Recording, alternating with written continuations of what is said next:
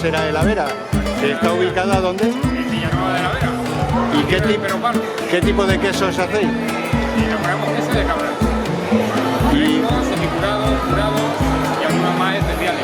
Puede ser el barcocho y el verano.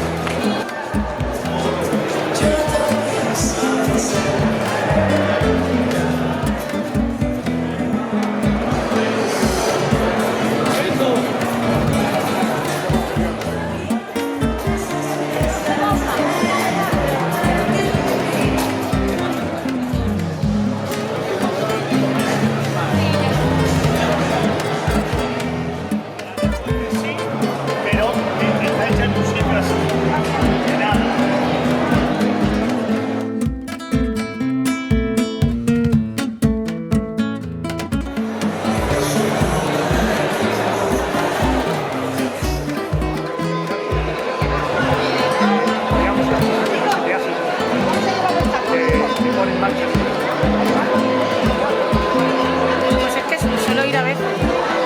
Y ayer estuve... Sí, sí, sí.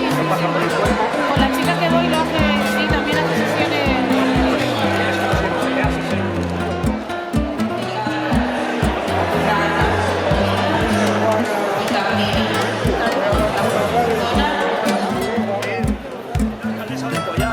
Claro, comprando pimentón. muy rico. ¿Y has probado los pimientos? Ya veis lo que picaba. Soy como vecino. Sí.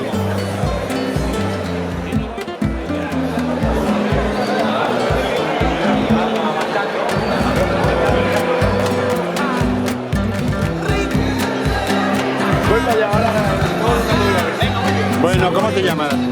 ¿Qué tal estamos, David? David, ¿no? ¿Y vienes de...? Araí de la Vera, Cáceres. ¿Los productos son baratos? ¿Los quesos? Kilómetro number one, la Vera. Y los quesos también.